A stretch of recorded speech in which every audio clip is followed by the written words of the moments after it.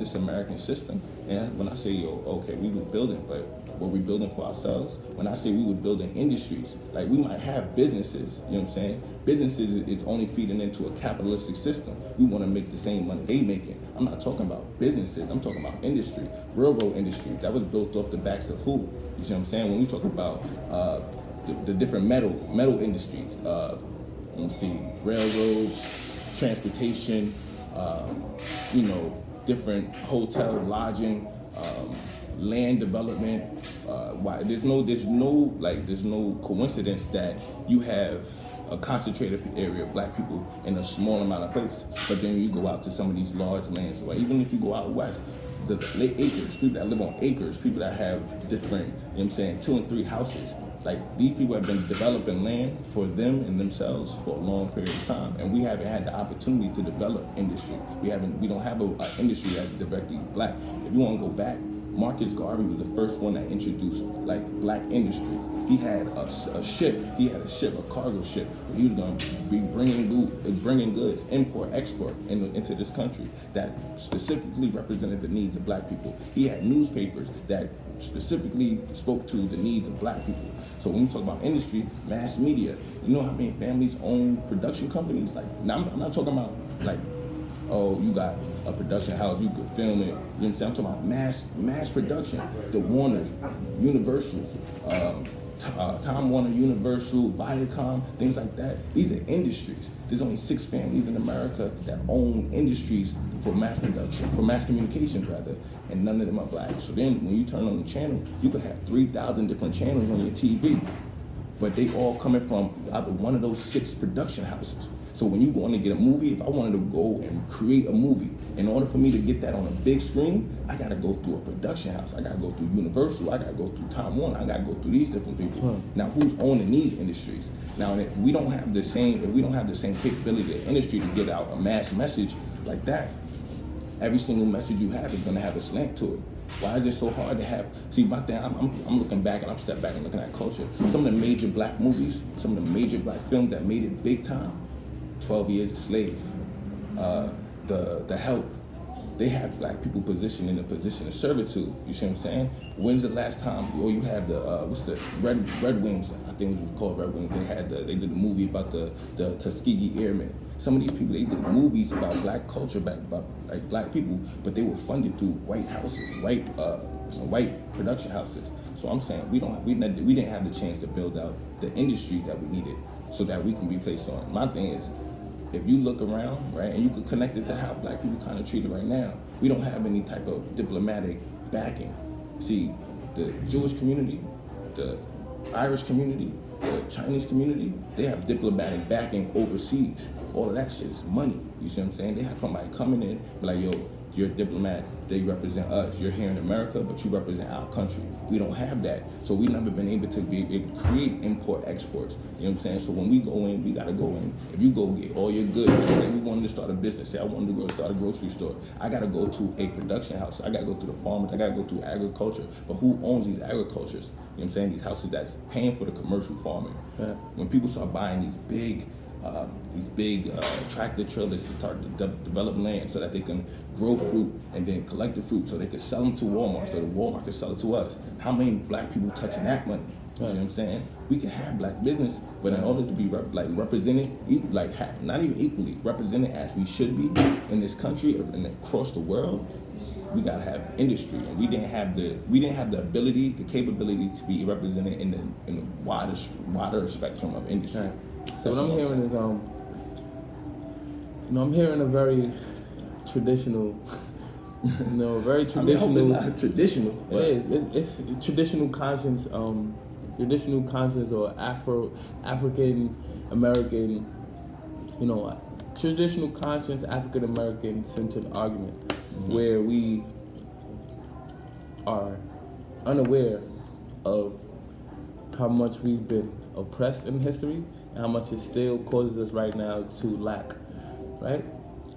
It's that oppression in history has followed us and crept up on us and is literally with us today. I'm hearing that. Our oppressive history hasn't gone anywhere. Look, it's still happening today. That's like a traditional, not traditional like anybody can say that, but someone who's quote unquote woke or conscious and understands African American history can say. Now, what I would say would, like to counter that would be, you're right. Yeah, one thing I want to say, people, it's like it's more about, especially for me, right? Yeah. I tell you, my father was a history teacher, right?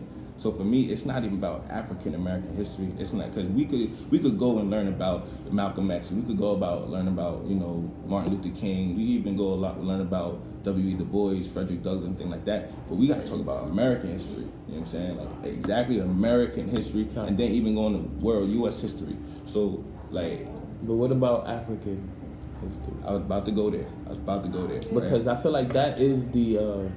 So I want to put you on game. That is that's the code right there. That's the code to get you out of the always oppressed monster. Nah, yeah, but alright, so back. And this is crazy that you speak this, because I was actually just like reading about this not too long ago. So quick African history, right? In the late 1800s, they divided up Africa. 7 different European nations went and grabbed all the resources out of Africa. Belgium, to be number 1, King Leopold II. He's responsible for the greatest massacre, the greatest genocide in world history. We don't learn about that. We learn about Hitler, what he did to the Jews. We even learn about slavery. And what was the name of this King Leopold II. What was the name of this meeting? Congo. He was the leader of the What was the name of this meeting that all of these people came together and did this? It wasn't even a meeting. Africa was divided. Africa was divided. They didn't have a unified continent. Who decided to divide it? Well, the first person, it wasn't about who decided to divide it, but the way, Africa has a different tradition, right? So here we're individualists, right? In Africa, it was collectivism. So Africa, they had small groups, tribes, right? They had different boundaries and things like that, but they didn't have a unified leader. So when the Europeans came over, Belgium, just to name one, there was a push for rubber, right? This is around 1800s when they started building up cars and building up bikes. So what Belgium did is, there's only a few places in the world where rubber, the material that's needed to grow, to create and manufacture rubber, there's only a few places in the world. One of them is the Republic of Congo, and that's what we call it now, Republic of Congo. But it wasn't always that. So what Belgium did was go in there, and they literally forced their way into the Congo and made everybody in there start harvesting, forced labor, harvesting the rubber that grew in Africa and in the Congo. Now from that, 10 million, they call them Congolese people, 10 million Congolese people were murdered, were forced in slavery. It was a big thing about cutting their hands off. There's pictures, there's stories about it. They used to cut their hands off if they didn't meet their daily quota. And this ain't even slavery. See, modern, like when we know of slavery, we talking about whips and all these things and forced labor. And they would cut their hands off if you didn't meet your daily quota. Over 10 million Congolese people died by the records. You know what I'm saying? So when you talk about the world economy, we're not just talking about, again, we're not talking about just black-owned businesses on the world stage. They went in there and they took 10 million Congolese people. 10 million people. Now that's Belgium. Then you have places like Italy. Italy went in there and took over Haile Selassie. Ethiopia, they went in there. Now, what they did, the reason why they were able to do this is because they were more industrial, they were progressing more industrially. So they had like guns, they had Maxim guns, they had like actual artillery where they didn't really have the guns to match power for power. So these European nations went into Africa and they divided up amongst themselves. They said, yo, well, Italy, you're gonna take this. Belgium, you're gonna take this. Germany, you're gonna take this. The Dutch took that. There's a reason why. So we're gonna dive more into history. The whole everybody seen the movie Hotel Rwanda, right? So Hotel Rwanda was about the civil war between, not even civil war, you can call it civil war, but it was between the Hutus and the Tutsis, right? The Hutus and the Tutsis went at a war where they almost killed off all the Hutus, right? And it was because who was it Italy? I think it wasn't Italy. It might have been the Dutch. Fact check me on that. But what they did is they said, yo, the Hutus, you're less. I mean, you have fatter noses, you have darker skin, you're less than the Tutsis. right? So the Tutsis took that and ran with it. So then they picked their own people against each other by labeling, yo, you're a Tutsi. So guess what? You're better than them. You're more connected to our royalty. You're more civilized than the Hutus. And because they fed that idea into them, the Tutsis went around murdering Hutus just for that simple fact. So then you start to talk about, all right, well, we already created war here. Then let's flip it over to America. What was happening in America in the same late 1800s? Late 1800s in America, this is right after they abolished slavery. This is Jim Crow era, separate but equal. You know what I'm saying? So now you have people divided. You don't know your connection to your homeland, and then even in your homeland, they put in war against each other. Why? Because Europe had more guns. They had more. They were quote unquote more developed than Africans were. And it wasn't that they were more developed, they just had a different way of looking at life. You see what I'm saying? Europeans, that Western civilization, they have a different way of looking at life. And there is differences, there are concrete differences between the development and the DNA of Europeans versus Africans versus the Orientals and Asians, things like that. There's definitely there's differences how they see the world. So they saw it as, yo, you're not civilized. If you're not civilized, then guess what? I could go over there and make you civilized. You see what I'm saying? So once they did that whole make you civilized, they taught them, what they wanted. Now, there's a quote, you know what I'm saying? You can't learn from the people that's oppressing you. So they taught them what they wanted them to know. And one of the things that they taught them, okay, you're good because, for whatever reasons, I'll say that, you have a slender nose or you have lighter skin or fairer skin. But these people over here, they're beast-like, they're uncivilized. So you automatically, just off of the strength of that, you deserve this and they don't deserve it. So they pit us against each other, and that created too much conflict amongst ourselves. Yeah. And the thing is, it travels. You know what I'm saying? Oppression, so all that shit travels. So it sounds like you're saying is that specific system of oppression is being repeated over and over right now, and some people are falling prey to it, which is why we out here, which is why the ones that are out here hurting each other, harming ourselves, and stuff like that are doing it, because of the history of oppression. Now, what I want to say to back this up is, you're right, and the reason I say that is, yeah, you're right. The reason I say that is because you're right. But what do you want to be? As Poetix, what do you want to be? Do you want to be a part of that story? What do you see yourself in 10 years? Do you want to be, you know what I'm saying? If you had the chance to be, would you have the chance to be Jay-Z? Would you want to be Jay-Z? Nah. If you had the chance to be... I want to be, all right, here you go. My name is Ketter Crosby. In 15 years from now, I'm going to be Ketter Crosby. Today, I'm Ketter Crosby. Not necessarily be the actual person, but if you had the chance to be a multi-millionaire, would you want to be a multi-millionaire working and having a big impact on the people that know you? Just like how you felt like this guy's album could touch you, you could be making $700 million a year, making music that people are like, yo, that poetic shit had me. Yeah, I'm like, would that not be, that wouldn't be okay with you? A goal, it would be okay. Would be a millionaire? I'm sure it would be okay, but that's not my goal, to be honest with you. My goal is not to make a bunch of money. Like, if I wanted to make a bunch of money, I wouldn't be a spoken word artist. You know what I'm saying? Like, just me, who I am.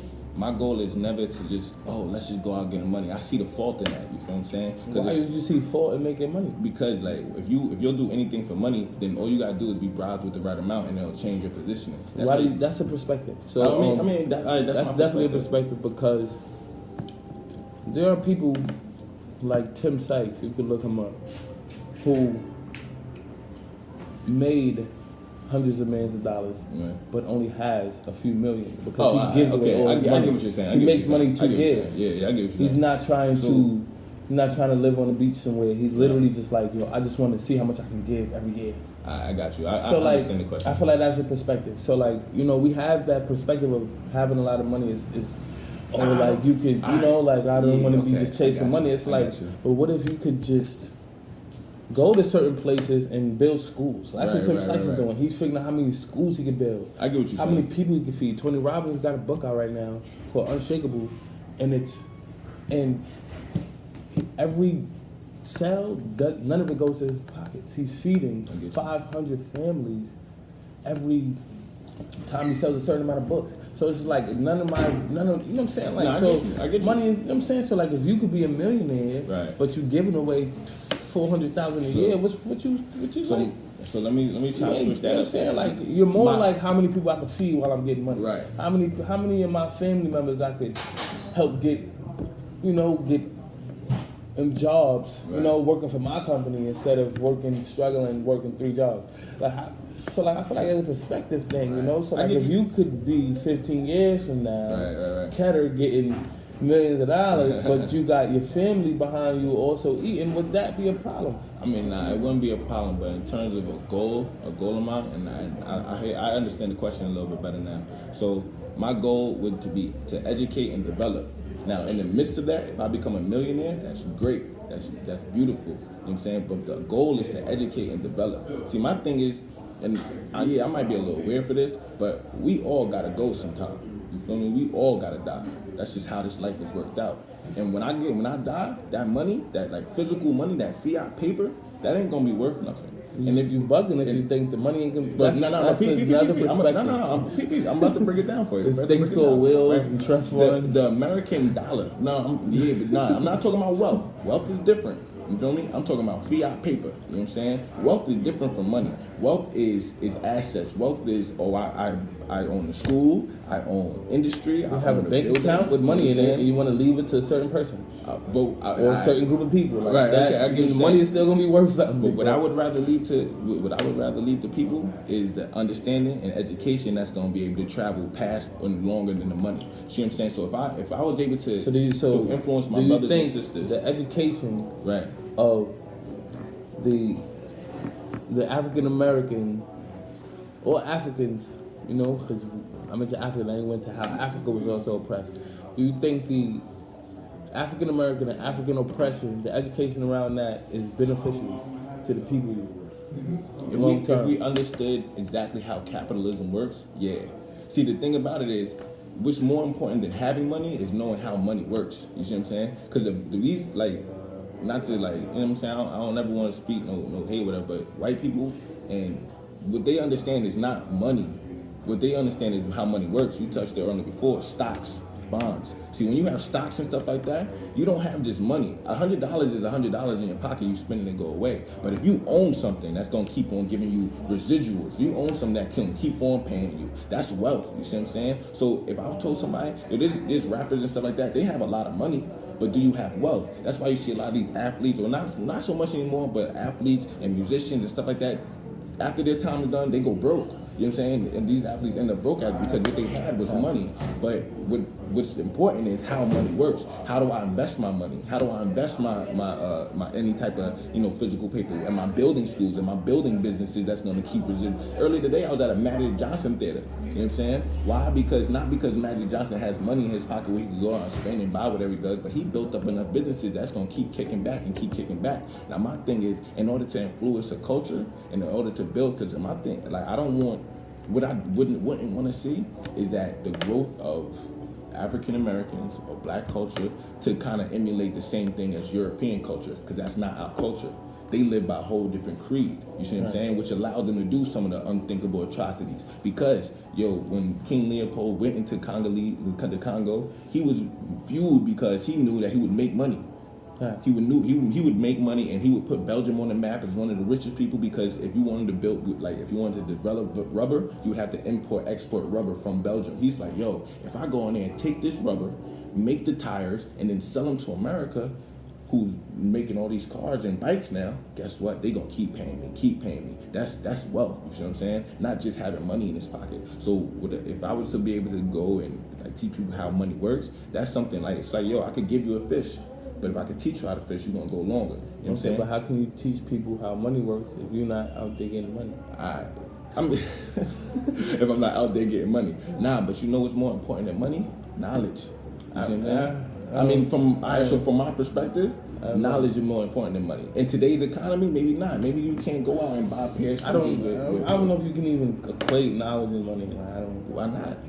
I don't know. I just don't know. I'm gonna say yes, you can. Okay. I'm not even gonna be like, you can compare them. I don't know if that even from my perspective. You know what I'm saying? From my understanding. check this out. You know, like, you know, knowledge is great. We need knowledge. We need to know what's up. Right. Money is a tool. Let me ask you something. Right? How do you propose you give? All right, go ahead. Money, make sure you remember that question. Money is a tool. You know, like something you use to create something else. You know, so I can use money out of my pocket to create a meal right now. Like we're in a cafe, I'm about to use this tool to get some. But do you need money? Do you need money to get a meal? And some fries in this cafe, yes, because they need money to keep this cafe going. So money is very important in this society. It's a tool.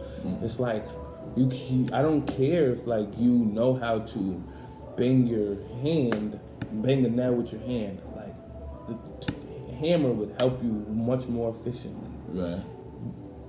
When you're building something. If you are doing something that, you know, maybe you got a thumbtack and the thumbtack could work just like a nail, then you good. Then you can use your hands. So in certain times, you could create a meal, cook it like a thumbtack, use your hands, or you could use money when you're out at a restaurant and it's a tool. Right. You know, so like your hands versus a tool. Your knowledge, it's like your hands, things you can do on your own. Tools, like money, are things that can assist you at doing things. And also, what I feel like money is so good with the thing about money is it's able to feed other people. It goes back to if you had $1 million, if you could be multi-millionaire like Tim Sykes and give away, we building schools around the world. If you could build schools and you said you want to develop and educate, if money could help you out, why not allow it to? Right. You know, so like we can allow money to be used as a tool and knowledge to be like our embodiment, you feel me? Which allows us to use the tools in the most effective way. And knowledge to me, this is what I wanted to say from the beginning. Knowledge to me is like, you know, it's like choice. You know, knowledge is like choice. But too often, very too often, we know what to do, but make the opposite choice. Fat person knows the Skittles, Starburst, and cheeseburgers and fries, and milkshakes, and eating out is fast food is not good. They know that. You can't tell me they don't know. They ain't gonna be like, oh, Skittles ain't good for you. I get you. No, I thought they had vitamins in it. Like, no, we know. But what is it that's making us choose the opposite? Discipline and habits. Our habits and our discipline. So you can talk all of that knowledge stuff, but what habits are in place? How we discipline in this world, I feel like, is arguably more important than knowledge. Not necessarily more important, but if we're not disciplined in what we know, then it doesn't matter what you know. If you're not putting, you know, like people say knowledge is power. That is like the smart thing to say. The wise thing to say is applied knowledge is power. I understand that. And that shit is even like too cliche. I would go more habitual knowledge is power. I get you. You can apply something one time, it don't mean shit. You know, like if you just, you know how somebody be like, you know, like I smoke weed, or, you know, I like to drink a lot, or I like to smoke weed every day. But then they don't smoke weed for 2 days and be like, I ain't smoking weed in a minute. Because, you know, and then they be like, they took a few days off. I ain't drinking a minute. They took a few days off, and then it's like, they back to the habit. Right. You feel me? So that is the knowledge. The habit is the knowledge. I get you. So like, I feel like habit is habit and discipline, you know, is what we need to be like teaching, you know, educating people on and developing people on. Not necessarily history or instances. We can talk about that too. And another thing I want to say, and hopefully you remember your question. Another thing I want to say is, and I wrote a book called The Mouth Book, not to be egotistical, but I wrote a book called The Mouth Book. Shameless plug. Yeah, I got a, you know what I'm saying? I wrote a book called The Mouth Book. Right.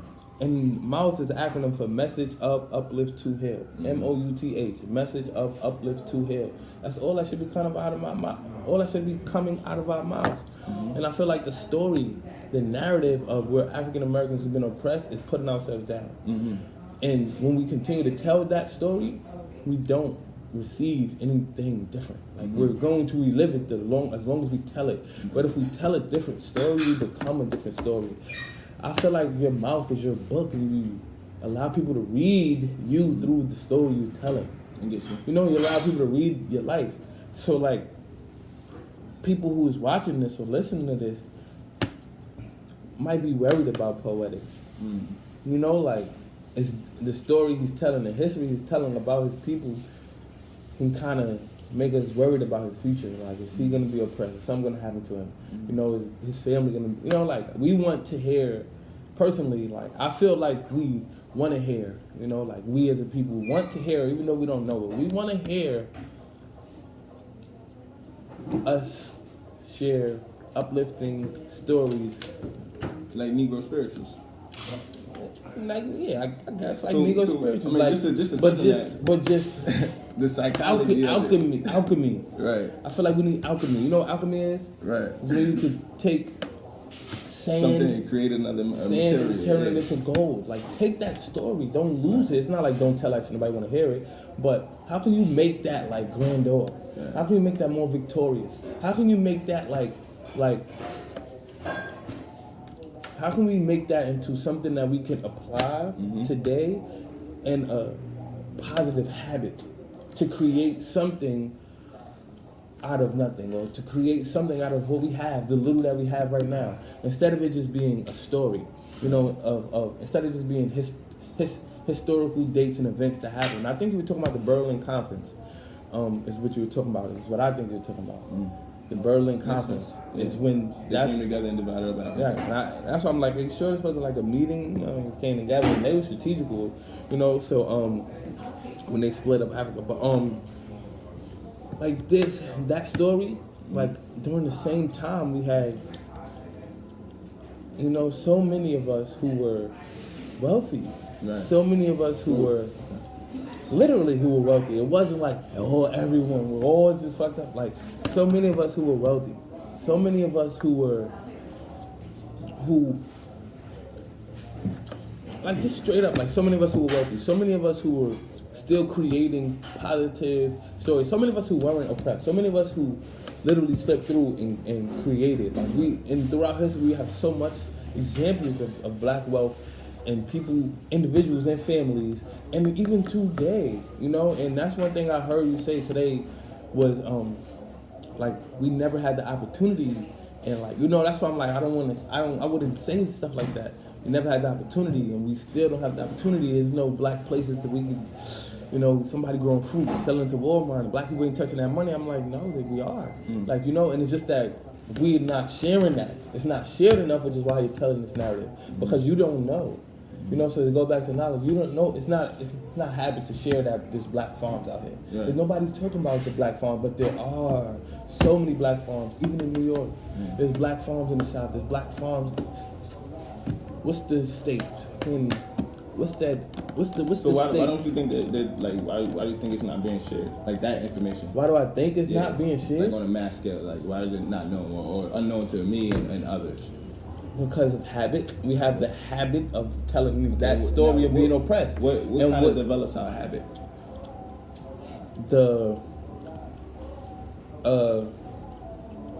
What develops a habit is Would you say a way of life? A discipline, you know, like a disciplined choice. We continue to make the same choices over and over, and it becomes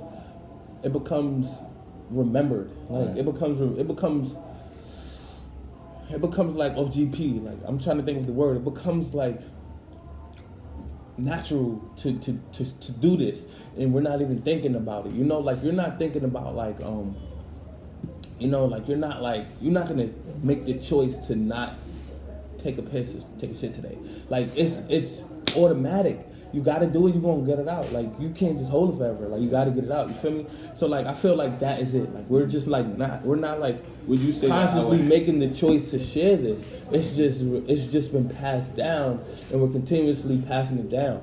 But when we be able to pass down a different narrative, we'll be able to live a different narrative.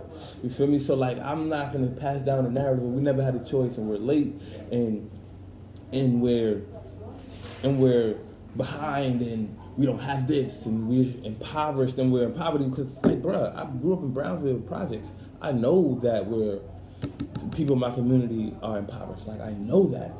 You know, like I lived in the projects my whole life. So like I know what it is. But what I want to do is share a different story. Okay.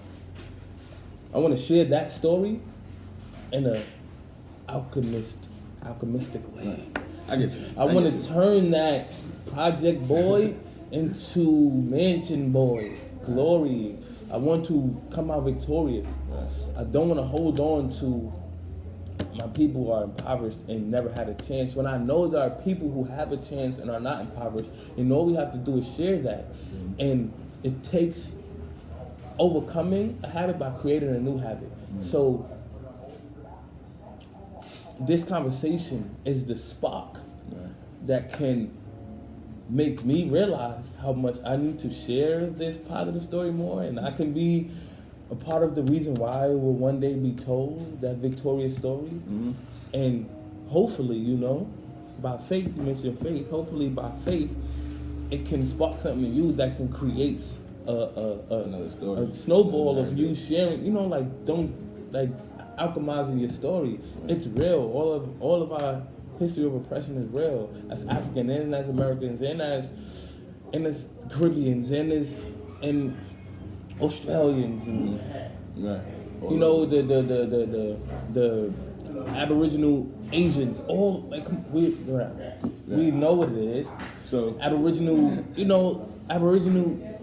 everywhere, like the whole entire earth. We know what we went through, but how can we alchemize it? Like how can we? And what I feel like personally, before you go, the code, because you mentioned something about mass media and how we don't have that too, and I'm like, the code right now, the thing that disrupts that, the thing that is like the cheat code, the glitch, is the internet. Right. Our ancestors ain't had no internet. Right. We got a glitch right here in this right here. Come on. We got a glitch that kind of makes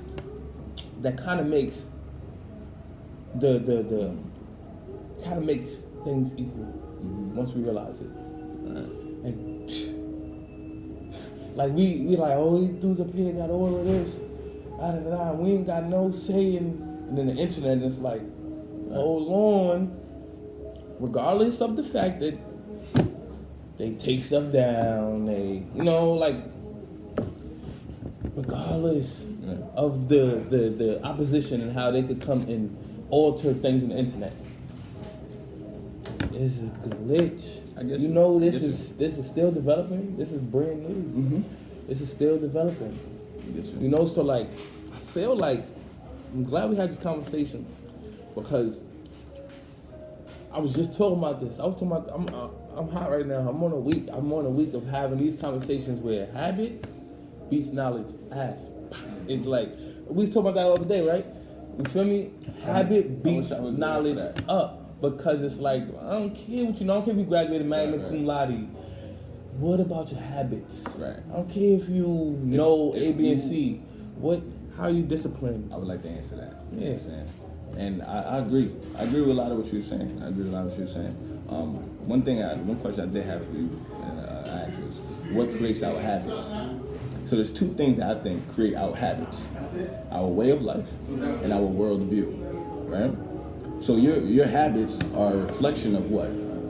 Either your ambitions, either your understanding, your knowledge, your wisdom. Am I okay? Go ahead. I want to understand exactly where you're going. Cool. So, one of the things I mentioned earlier is the one thing I did not want our people to do was kind of fall in line with what we see as Western culture and Western civilization. A lot of our habits are reflective of a worldview that is not a worldview that reflects our history, our ancestry, our heritage. So when you ask me about, you say, oh, why am I talking about the past? We already know we've been oppressed. But the thing is, a lot of us don't have a full conversation. So part of it is that we were oppressed, and I understand that. But what I wanted, when I start to speak about it, I want people to understand exactly what happened and why we were oppressed. What were the things that happened that caused our people to come to this state of a period of time of oppression?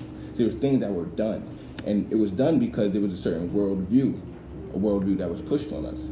Now, when we say the difference between American culture, American society, they have a worldview, right? Now, one of the things that I've actually talked about, shameless plug here, I have a YouTube series called God, Growth Over Development. And one of the things is some of the fundamental core values that built this American culture, European culture, were ideas like individualism, democracy, capitalism, things like that. Now, when we are being taught capitalism, when we're being taught about the Industrial Revolution, when we talk about these things, we have a certain worldview. We have a certain idea about how things are supposed to be. These understandings about how things are ran contribute to our habits. So when someone has bad spending habits, right? If I had a bad spending habit, why? Because I might value material, right? Why does someone, instead of taking money and investing it, why do they go and instead buy, a flashy watch or a flashy car? Because of their spending habits, right? These are assumptions I'm making, right? That I believe that you kind of agree with, right? So when you have these spending habits and these bad habits, whether it be nutrition habits, well, why do we have these habits of eating? Why do we eat traditionally? Why do we have soul food at these different? Well, I come from a traditional black family, so Thanksgiving, my aunt cooked, the regular Thanksgiving. Yeah. So why do we have these eating habits? Well, if we go back in time and back in history further enough, we understand exactly what we ate originally. What were the things that fed our bodies? Now, if I'm sure you know Dr. Sebi. He's been documented quoted on saying that the things that we're eating here, we aren't supposed to be eating. These aren't a part of our traditional diet, right? So then we have periods of time where we went through slavery. And Jay-Z had it on his line. He's like, yo, when we were slaves, they gave us the leftovers. They gave us the chitlins. They gave us the pork. They gave us these things. So over time, those developed into habits. We were given given food, right, from a certain point, and those developed our eating habits. Then we don't have enough representation in some of these different, there's a lot of different, right now we have the internet, but before that we had different people, different commercials influencing our choices. Hey brother, how you doing? How you doing, brother? Amen. So we had different people influence our choices. And then over time, those developed into habits. So now when you have someone who has a bad eating habit, you got to trace back to where that habit came from and what knowledge they had or what did they learn that created that habit. So if we go back, and I don't mean to speak about our past. I know it's a painful past when we start talking about oppression and slavery like that. But it's not to be like, yeah, we were beaten trodden. But I'm saying this isn't us. This is where it started. This is where some of the things that we've grown to be, this is where it started. And this is why we have some of these habits we have now. Because we were taught that capitalism and free market economy is how we develop money. But we've seen, and I'll say from on a grand scale, we've seen different, whether it be banking, Federal Reserve, anything, we've seen the exchange of money. And now, earlier, I wanted to say it before, I don't want to cut you off.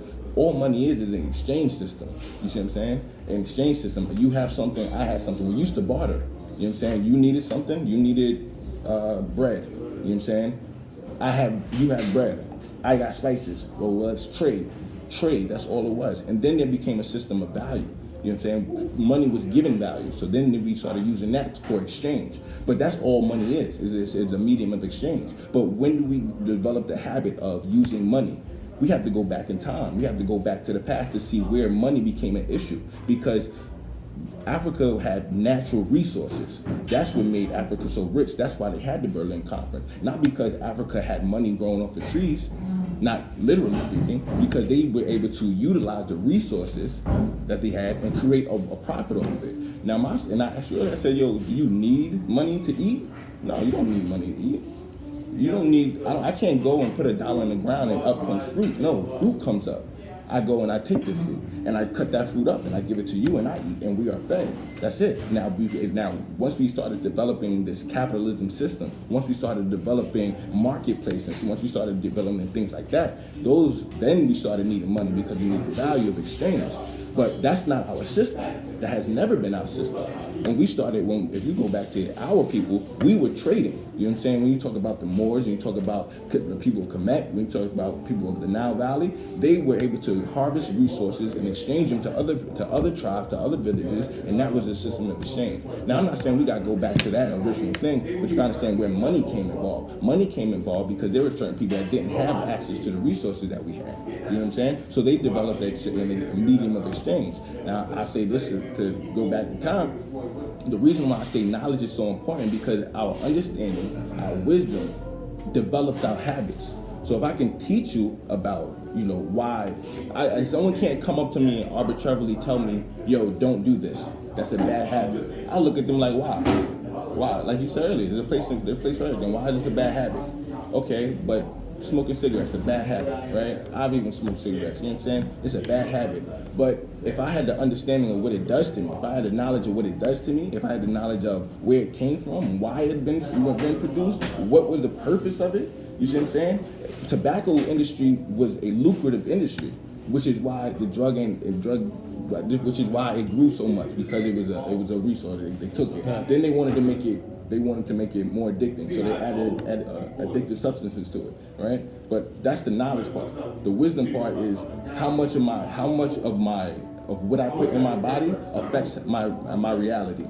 If I eat something that's bad for me, if I smoke something that's bad for me, it's gonna give me a negative outlook on the things I see outside. It's gonna change my personality. It's gonna change about how I feel about things. I'm gonna be aggy if I've been eating junk food and fried food all day long. So my habit is eating junk food. Yeah, someone could tell me, yo, don't eat that chicken wing, eat this apple. I'll be like, all right, maybe that's a bad habit. I'll eat the apple, 1, 2, but I'm back to this.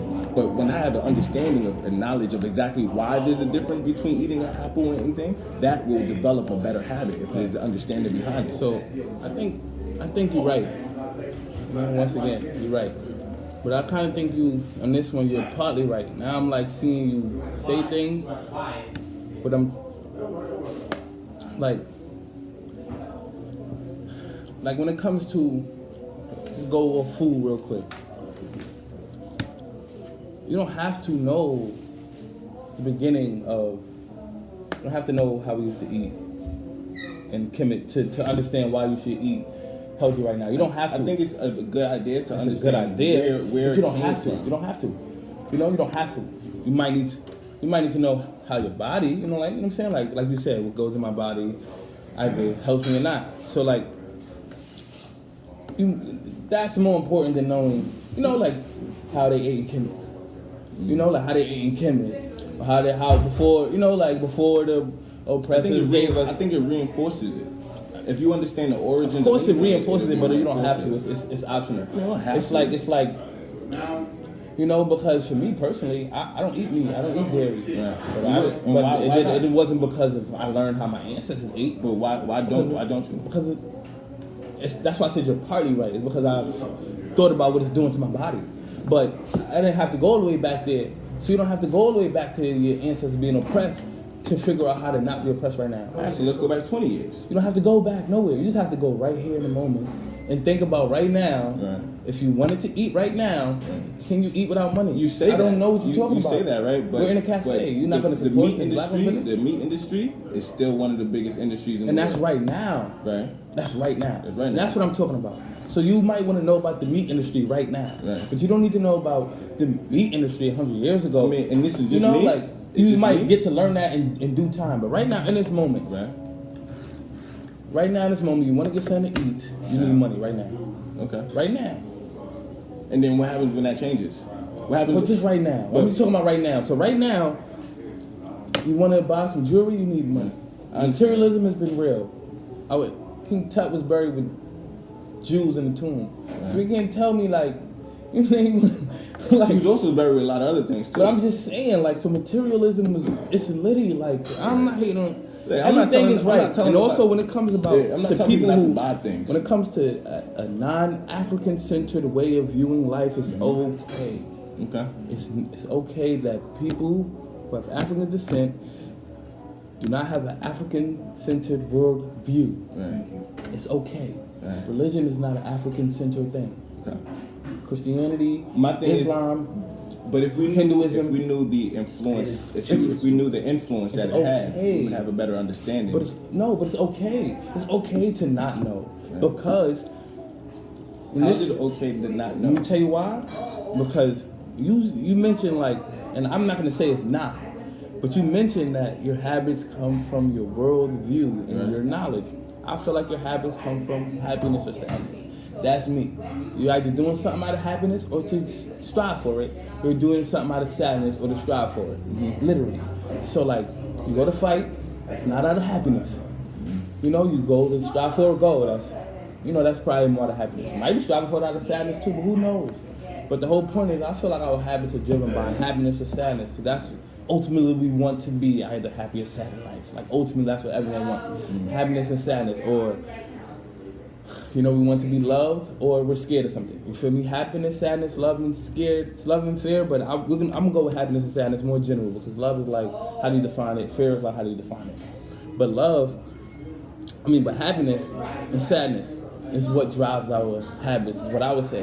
We want to be happy, or we don't want to be sad, or we want to be sad, or we don't want to be sad. Literally, a lot of us want to be sad. Like, you ever had a talk with somebody and they went through something, and what's good, big bro? They went through something and you try to be like, you don't got to feel like that, and they're just like not even letting you make you feel good, and they want you to be sad with them, and they just sharing negative, so like people want to be sad or want to be happy, and that's why I feel like this repeating certain histories is kind of keeping us sad.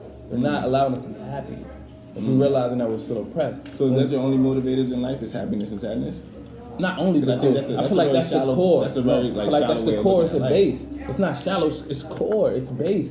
It's the beginning, and everything grows. So it's like the seed, son. So it's like you can't grow a fruit without a seed. So like you can't do nothing without striving for one of those things. So what makes and then everything comes out of productivity, progression. Quindell, I'm happy when I'm progressive, when I'm productive, when I'm setting goals and it feels like I'm getting closer. And that's what I feel like is for all of us personally.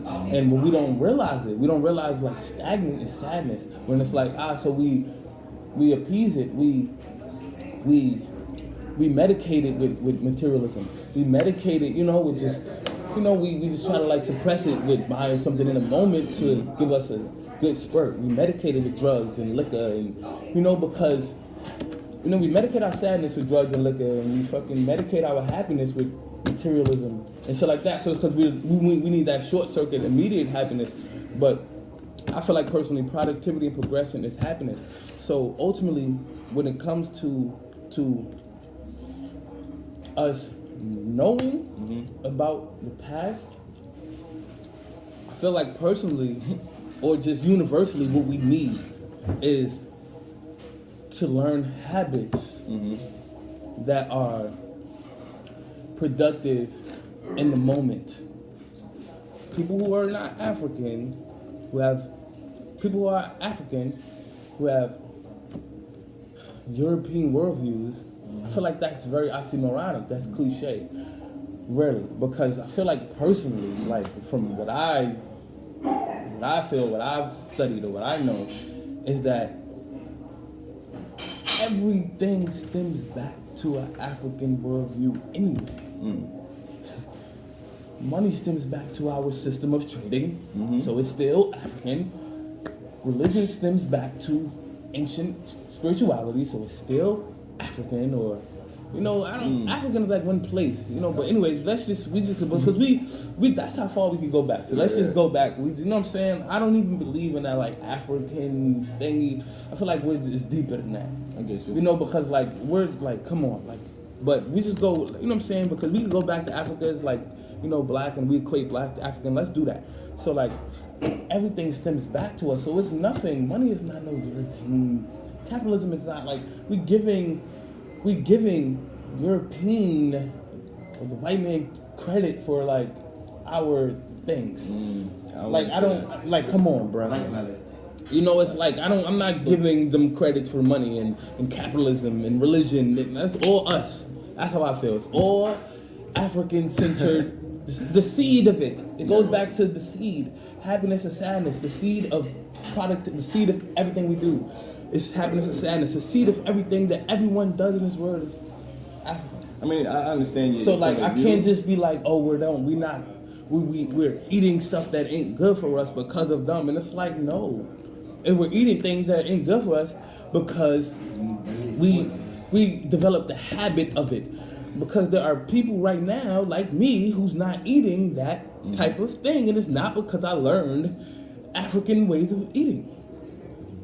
I learned it. I learned later on, but the initial choice was because I saw my mom had cancer. Then, in the moment, in the now, I realized I need to change. Like, it's not African-centered eating, Mom. Like, this is the answer. It's like, Mom, what sparked it was the immediate pain from seeing my mom's lymph nodes swollen like bowling balls in her neck. And Aunt Eva died from the same shit, right? Lymphoma cancer. That's my cousin. Our aunt died from the same shit. So it's like I don't got time for that shit. I get you. It ain't got nothing to do with how my ancestors ate. But along the line, I learned that. So I feel like it's okay. It's okay for people like me who was believing in Jesus at the time, and now I don't believe in any type of religion. I still was able to change. And I feel like if you can be happy and believe in Jesus, then that is it. Like, there's nothing wrong with that. Like, happiness, like, let people be happy. So, like, if Jesus is not African-centered, but it makes people happy, if you could meditate, which is a good practice, if you could eat right, I know churches that are vegan in Brooklyn, literally, if you could eat right in church, if you could meditate and go to church, if you could say affirmations and go to church, if you could come in here and start a black business, she's a Christian woman, like, it doesn't matter if you like, the fact that you could say that there are people who's African or African American who don't have the African worldview, that is a worldview that might needs to be shifted and be like, we actually everything, like everything is African worldview, bro. So like the system that we speak of has there are ways to flow, and that's why I'm thinking about flow. This is what I'm learning. Like, there's ways to flow through it and not necessarily be so victimized by it. Like, it's not like the system isn't built for us, and it's like, but I'm really you can build yourself through what wasn't built for you. Like you can, like Tupac wrote albums in jail. Like, it wasn't meant for him to go in jail write an album, but he did it. It wasn't like we're gonna put Pac in jail. He's gonna come out and have a platinum album. It's like, no, he used time in jail to write albums. Same shit Meek Mills did. You feel me? So like, it's like we can. Malcolm X became Malcolm X because of jail. Yeah. A system that wasn't meant for him. It wasn't meant for anybody to be inside cages. Yeah. But he went there and came out. He went in. Malcolm Little came out. Malcolm X, and then went after becoming Malcolm X in a system that wasn't for him. This goes back to you. After becoming Malcolm X in a system that wasn't made for him, then he went back and learned his African history after the system that wasn't made for him sparked it. And when he learned his African history, then he changed his name again. You feel me? So, it was like, now I'm you know what I'm saying? I think there's a. What's his name? Disconnect. You know what I'm saying? El Malik. I think there's a disconnect. So like, El Shabazz, I believe. El Malik Shabazz or something like that. But the whole point is, everything is right, and we can get everything we want out of anything that's here. Now, this system right now is what we need to focus on utilizing to benefit our people the most.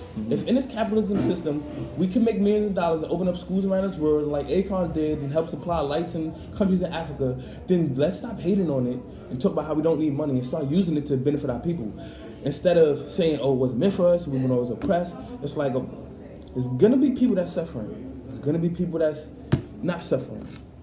What story you wanna tell, which people you wanna be a part of, and how can you use everything that we have in this moment to help the people that's suffering? And how can you use everything that we have right now to help advance the people that's not? Help them continue going up and help rise these people.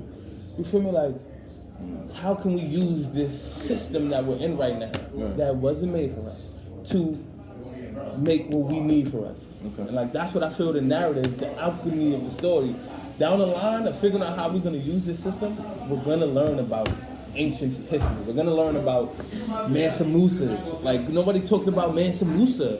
Like, bro, Mansa Musa, richest man in history, right? But nobody mentions him when it's like, oh, before, you know, like before we were being before we were being oppressed, we weren't using money. And like, bro, Mansa Musa used money and spread it around the world. He's that example of making money and I'm gonna give it away.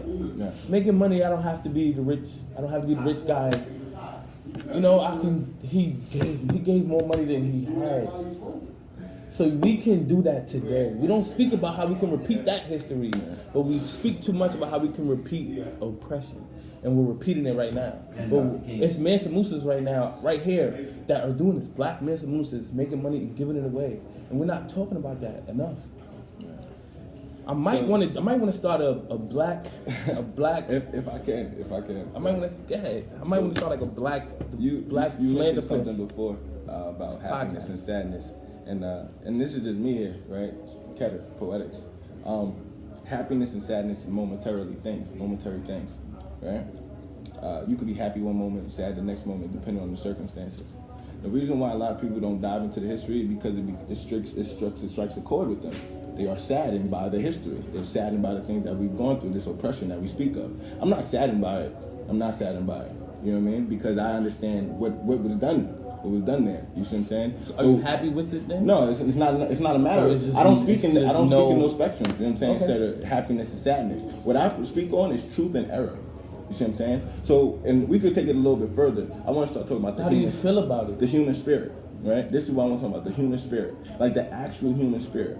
So there are certain things that develop the human spirit. There's certain things that develop. You see, we're connected to every living thing. The way the trees grow, the way the migration patterns of different animals, everything is connected. Now, the one thing that capitalism doesn't do, it gives you an understanding of the metaphysical. It doesn't give you an understanding of spiritual. What it does, it places the importance on the physical reality, the physical access of money. Instead of the distribution of resources, we talk about the actual physical money. See, the thing about going back and talking about some of the different paths, and it's a belief of mine, you know what I'm saying? You have to know where we came from so that you know where we are and so that we can develop where we're going. There's a connection. You can't take history in little spectrums of time or little vacuums of time. It's all connected. There's causality. That's what a lot of people don't really like focus on. Causality, cause and effect. There's a reason why we have this understanding of capitalism. So when you see someone that gives away... What understanding of capitalism? The capitalism is in itself oppressive. Because the thing about capitalism, that's what you have to do. You have to capitalize off of something. So when you have capitalism, there will always be a class system. There will always be labor versus capital. And then if there is always a division between labor and capital, there's always going to be a person that being able to be extorted. So the fundamentals of capitalism is built on extorting people for their labor so that you can develop it and then sell it for a higher price. Now the thing about capitalism, if we look throughout the history of it, it will always have different downfalls, like the Great Depression, like the stock market crash of 2008. There will always be highs and lows because it's built in the system of capitalism. Capitalism itself is going to do what? Capitalize off of the people who have to work and then the people who can employ them. You see what I'm saying? So right, I feel like that's it's a perspective that's you keep saying the things that we don't have. Capitalism doesn't do this. No. Why you can't look at it like it's feeding families, bro? No, it's not feeding families. Food is feeding families. Food is feeding families. We have to have that understanding. It's not, we look at capitalism because of our worldview, because of where we came from. We were born into capitalism. We don't know anything other than capitalism. You have a job?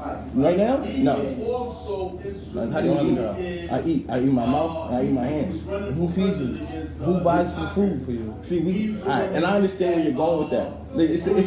That's a very easy connecting the dot right there. You have to pay for money. You have to pay for food. It's not even about paying for it. It's just who's buying the food. What I'm saying is, and that's a somebody's working right. so that you can eat. But what are they working for?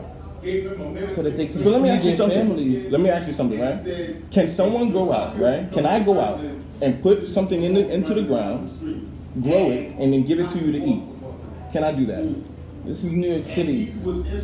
I live in the projects. You can't. It's not legal to have a garden. But why is it not legal? It's not legal to have a garden. You have to have a. You have to get. But that goes into the system. Someone owns the land. Why? How do you see the understanding It of goes private into the system, property? but so what? But what I'm Like, saying, why no. You would asked me, can I eat without money? Right? You asked me if I eat without money. Can I go and plant something, grow it, cut it up, and eat You it? can't do that. Why not? Who made that impossible? Who made that? Own the land. No. Own some land and who owns the legal. land? But this is what I'm saying though. Who owns the There are land? people who own the land. There What are did There are black people who own land. There are white people who own land. I get you. Now, look. We in the box right now. We're in the box. Think outside the box for me, right? Think outside the box for me. Realistically, right? I'm gonna make up a new word. Aplistically, like to apply it. Aplistically, I'm saying this. Like if you want to know the full scale plan of everything, right? Tell me how this is not possible, right? If we recognize a need, right? People recognize a need to eat. So we went and planted food for the people to eat. Now, you say somebody has private property, they have their ownership, Why do they have ownership? Because they bought it with money. Well, guess what? Somebody bought it with money. Let's remove that from the equation. There's still land there. There's still seeds to go on the ground. There's still food coming up from the ground. See, what happened, the reason why I go back in past, what was there before capitalism? What was there before money? What was there before trade? What was there before all of that? What was there? There was ground, the need to eat, planting, food grew from the ground. See, apples grow naturally. There's trees that grow naturally. So if I need to eat, I would go to the land and I would eat. That's abundance of land. That we supposed to live off the land. I'm not saying it has to go back to that, but that's the foundation. Are you trying to go back to that? Fundamental. Are you trying to go back? But I'm not trying to go back to anything. We have a different understanding. You see what I'm saying? So if I wanted to eat, guess what I could do? I could go, grow some food, and eat it. Now that is a worldview. That's an understanding. That's what you do? No, that's not what I'm. So what are you talking about? You getting No. I'm trying to get aplistically apply your life. Be 100% you. Okay, that's not what you're doing. So you can't say not what I'm doing. You can't say nobody can do that. But that's what I would like to do. That's what I would like to do. Do that before you tell anybody to do that. No, I'm not telling anybody to do anything. So you say we can. All I'm saying is this: we have to think outside the box because the system that we live in is not sustainable. Outside the box. It's not sustainable. Outside the box. We have to. No thinking outside the box. You can think all day. You got to do outside the box. You can think that you could grow some food and then feed yourself, but are you doing So that? you want me to go get a garden right now, eat the apples? I've grown apple trees before. I would love for you to eat off a tree. I would love for you to do that. And if you're gonna say that we can do that, but it would take a community. Do you understand? So then build that. What do you think I'm doing? Like I'm nowhere near done. I'm still alive and kicking. You build a community that's gonna grow food and they're gonna eat off that. Why can't we influence? Now, why can't you? Are you gonna do that? It's like, literally in 15 years, I'm gonna know category like, yo, I'm glad you're doing it. In 15 years, that's my goal. Yo, that's my goal. Like, this is real. No. You could talk to all my boys that you ever. No. This is real. Like, we're actually recording this shit. Right. Yes. 15 fucking years. 15 years. When we communicate or less. I say yes. That was the number you threw out there. So in 50, you know what I'm saying? 15 years. You know, so like. There are like we're gonna live off the land. At this video. Hold on. But let me ask you a question. I'm talking about you. Okay, but with me, I'm very limited right now. I didn't come out the womb. I didn't come out the womb farmer. Comes to people I didn't come out the womb farmer. But this is what I would like to develop. These are things that I'm working for and developing. Yes, these are the things that I'm working for. You know what I'm saying? These are the reason why I read the books. These are the reason why I study. So I understand where we came from, so I can understand a different direction for the future. These are the things that I want to do, like a different political party that doesn't. Hold on. But if we want to talk about what I'm doing, we could talk about understanding and setting the fundamentals down for a different political party. So a political party. No, you asked me what I was doing. So you have the Democrats and Republicans, right? But Democrats and Republicans come from the same American system of politics. So what I'm developing is a different system of policy, a different party, a poetic party, one of people of enlightenment. So why? So we can have different understanding, different fundamental values and cause. So instead of living in an individualistic society, we live in a society that practices collectivism. Now, what can you do if you live in a system that has collectivism versus individualism? Then we start working together, not because it's a medium of exchange, but it recognizes. Why? But hold on, I like that. Why was it called communism, and why is it a bad thing? I ain't saying it's bad. Okay. I ain't saying it's bad. I'm just saying, like, that's real already. Okay. But why can't we create something new that why you haven't can't heard? You can. Nobody's saying. So let's do that. Nobody's saying do it. Not let's do it. Just do it. Do it. You Yeah. feel me? And I'm but gonna if you judge me on Monday for something I'm gonna do on I'm Friday, not judging you at all. I'm waiting for you to do this, and I'm gonna look back at this video and be happy the whole world that we had this conversation. Now check this out, because I want to close. Now, regardless of what you're doing, understand that you're gonna use the tools you have in this system. You're gonna be working within this system, because you're gonna use money to do this.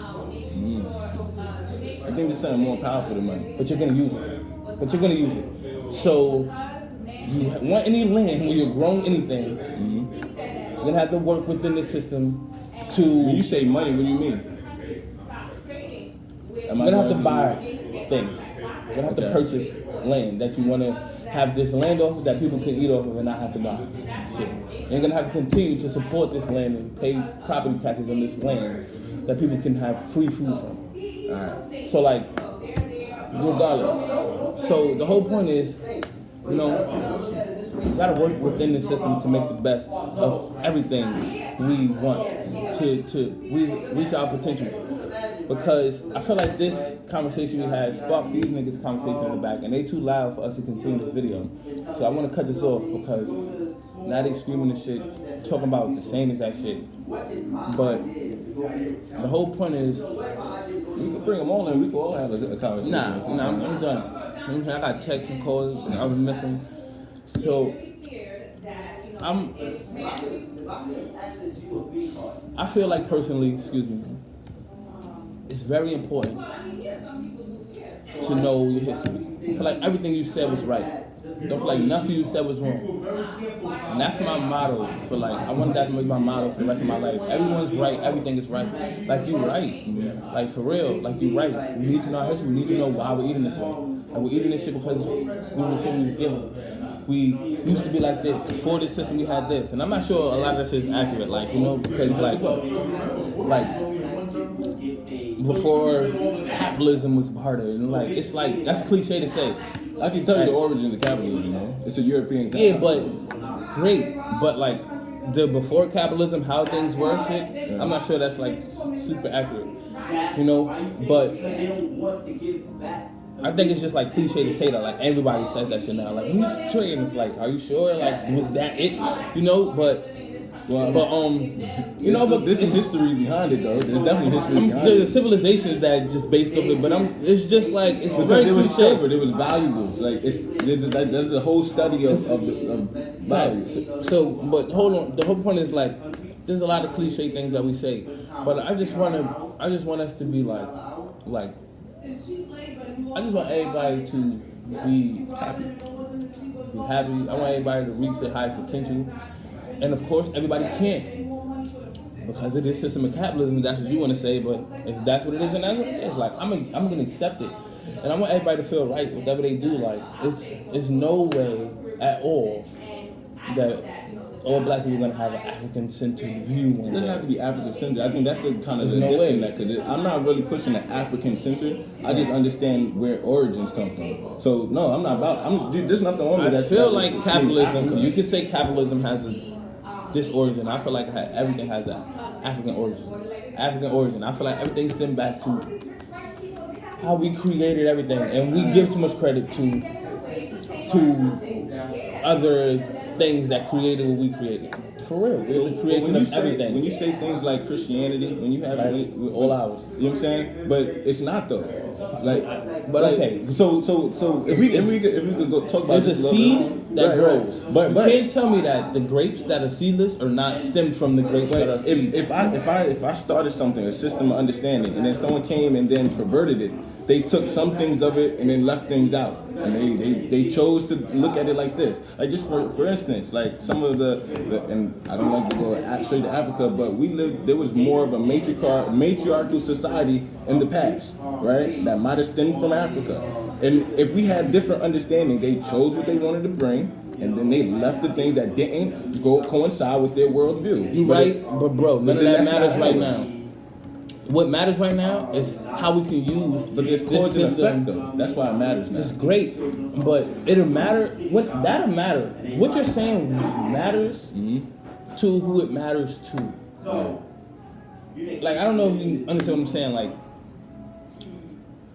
what are you doing? But that goes back to like what are you doing? What are you doing? Back to individualism. No, it's not individualism. It's because what you do doesn't affect me, or what matters to you doesn't matter to me. No, that's not what I'm trying to say. Okay. What you do matters. Right. So if you're not building, like right now, like not like something you plan on, like I'm not gonna sit here and preach to people about they need to invest in stocks. I'm not doing that. I'm studying it. That's all I can say is study it. But if I can tell you to study it, if you was looking out for me, right? If I wanted your best interest, right, and you wanted my best interest, right?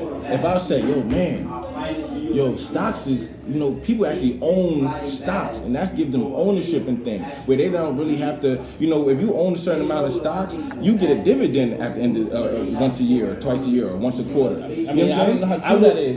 You do. You get dividends. Certain stocks give you dividends. Why wouldn't I give you that information? Now, what you do with the information is up to you, but it's because I love you that I go and say, yo, look at these stocks, bro. Just look into it. I'm not telling you, go buy this stock, go buy this. What I'm trying to say is, do you own stocks? Yeah. Do you get dividends? Yeah, I do. From what stocks? Global leasing company. Yeah, GSL. You get dividends from global leasing companies? Yes. I own 700 shares of global shipping lease, right? Now, my 700 shares, I only get maybe 15, 25 cents a quarter. But I had dividends yearly. Yeah, I just bought the stock 2 months ago. So how many dividends have you got? You get what? Some companies you got dividends already. Yeah, you get it. Some companies give it to you quarterly. Some people give it to you once a year. Some companies don't give you any dividends. You said you own stock for 2 months. You got dividends already? Because I bought it during the quarter. Right before dividends. If you own it, you bought it right before dividends. Bro, I can show you. Hold on, yes, right? You own it right before dividends. Yes. And check this out. Share that knowledge because you know that, and that's what you're applying. Now, what I'm trying to say is all of that matriarch stuff. If you're not applying that, like, my thing is, why share it? But why would you say that? Why would you say that? I am applying that. My understanding. That's what you need to give. That is the knowledge you need to give. How are you applying it? No, see, the thing is, you want to know about me. No, it's not about you. What I'm doing. It's about us. Right. What gets to people. Right. What gets people is things that apply to them. Okay. What gets people is relationships. When you feel like you know someone, so why wouldn't if you were talking about relationships, right? And we was having a serious conversation. That is real. Like, right, that's you. That's making me want to go on 700 shares because that's what you're doing. So it's not individualism. Maybe there's a disconnect because of the There's no disconnect. There's a connection. Like, it's not person to person. Like you don't see me on an everyday basis. Is that why there's a or why? No disconnect. No disconnect. Because if I say I do actually like matriarch, because when I'm in a relationship, there's a certain thing that I expect. You're in a relationship right now? Huh? Well, actually, I just broke up with my girlfriend not too long ago. You know what I'm saying? What we need to have as people is real examples, not individualism. Would you like me to carry a camera with me all the time? That would be very helpful to people if you could document your life. You can take out certain parts and keep certain parts. I don't think it would be helpful. I think it would be satisfying. I think it would be very helpful to a lot of people because you go back to media and we're not seeing real shit. So if you could give us some real shit and how you're actually applying your perspective on so for instance on matriarchs and stocks, and people can see like how to How can we apply growing food? Like, come on, like this is the shit niggas need to see. And like, so like, all I'm saying is like YouTube channel following me every single day. Now, granted, because of this system that we live in, some of the things are harder, but that doesn't mean the knowledge it shouldn't be there. Like when I wake up, the knowledge to be there, but how you give it to me is essential. You know, like how you give it to me is essential. We're so disconnected. Like you live in New York and I live in. How can I give that to you? I can only tell you. I can only teach you what I know. I can only show you what I know. See what I'm saying? So when I say, yo, my people eat better, do you want me to go and give you a picture of every meal I eat a day? I think that would be satisfying. But see, that'd be satisfying. But you already know yourself that you should eat better. Yeah, but how do I do it? You know the hardest part of what the hardest part of becoming non-dairy, non-meat. You know the hardest part with that? I didn't know how to cook non-dairy things. So I had to literally go on how to and why people make food. So he just inspired something. You understand what I'm saying? And I feel that you feel it. I really feel it. I really feel it. You understand what I'm saying? Like if I could watch you go on Robinhood, then I can know. Right. I get you. That's what YouTube allows us to do. It allows us to go and watch people's lives and learn from it. This is a Robinhood app, right? I don't need to know from you for real. I'm not speaking for me. You feel me? Like I've got Robinhood. I own stocks. I lost some money. Stocks is I got Robinhood. I own stocks. You know I'm not speaking for me. I'm speaking for them. I understand. For like us as a people. But peep this. It's like that's what we need. We need. It's not individualism. It is connection. It's a relationship. Right. The internet allows us to literally build relationships. I get you. I get it. Like this. I get it. But you feel like you know people. So the things I talk about, my key core value system, everything like this, and I'm gonna say it here first, is the understanding of what this system does to the human spirit, not necessarily what this system is and how it's oppressed us, but what it does to the human spirit. Now, I find it difficult to kind of like put that on. Do you think it does something negative to the human spirit? Yeah. And that's why I would say it's not true. Why would you say that? Because there's so many people who's living glorious and positively. I didn't say anything about living glorious and positive. I said the spirit. Okay, so for instance, right, how you treat another human being, right? So when we're in a rush and we're like moving and we're easily agitated and we're in traffic, we're honking horn. Well, these are experiences that not everyone has. But what I'm saying, but listen. This is not to the individual. You see what I'm saying? This is to the overall of everyone. If you're riding around, how many that's times, the overall everyone? You're gonna say like no. This is I'm saying that there are individuals that are patient, but overall we don't show patience. You see what I'm saying? That is not true. Like for you to just throw overall impatient, everyone is impatient. No. Like, but there's certain things that reflect the lack of patience. Like for instance, I worked in corporate America before, and now some of the things that we're taught about being productive, you gotta be efficient. You know what I'm saying? In terms of like we spoke earlier about being able to sometimes some things you want to be productive in a certain day, but certain things come along and kind of knock you off your path, and you get frustrated about it. And I'm like, yeah, you're right. Sometimes we have to be a little bit more flexible. You know what I'm saying? So that you can understand like, okay, there's an interruption. You know what I'm saying? And it won't. If I don't allow it to affect me, then guess what? I'm living more of a peace. I'm living more happy. You know what I'm saying? So I'm saying if we have more of an understanding of what patience is instead of just this like, oh well, I'm being patient or this person's patient or he's not patient, we can understand that when we go through life and we go through our production and we go through our production during the day, guess what? Some things are gonna come up and it's gonna knock us off. It doesn't have to make us mad. Why? Because I'm patient. I understand that. You know what? Yeah, but also, it's nothing wrong with being impatient. How can you say that? Everything is right. It go like literally, bro. Like I didn't say you're wrong. I just said how can you say that? Everything is right. There's nothing wrong with being impatient. Right. Nothing, because there are points in times where you being impatient can lead you to opportunities that will allow you to, be successful, to get what you want, literally. So like if you patient with someone who is oppressing you, or you're patient with someone who's abusing you, domestic violence relationship, you might need to be impatient and get out of that relationship. So like everything has its point, everything has its purpose. You feel me? Like all of these qualities has its purpose. Mm-hmm. Oppression has its purpose for someone who can take oppression. That's what and then you talk about like, you mentioned like slaves. I'm impatient on this. Impatient. I'm out. Right. Out. I think, but everything you can't has put its patience purpose. in a vacuum because then it's like patience. Everything has its purpose. But then, everything when you has have, its purpose. when you talk about slavery, it's like patience. You might have been impatient to get off this plantation, but then there's also but then there's other things like self-worth that we put that together, and then there's valuing yourself and loving yourself, and then there's virtue. And everything has its purpose. I'm sure they do. Everything has its purpose. Some of the things that have its upset, purpose was to be frustrated, overcome. angry. Sometimes the things that have its purpose are meant to be overcame. You see what I'm saying? So impatience has its purpose, but there's also a purpose of overcoming their impatience. You see what I'm saying? Right. And you say happiness and sadness.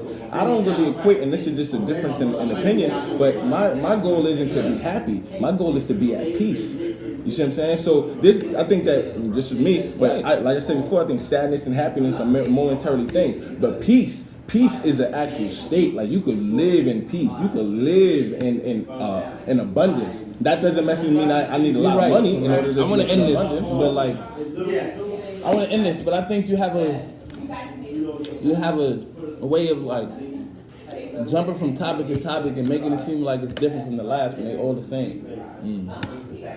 You know, like they're all the same, big bro. Like everything is one. Right. So like peace is momentary just as much as happiness. Everything is momentary. We're just living moment to moment.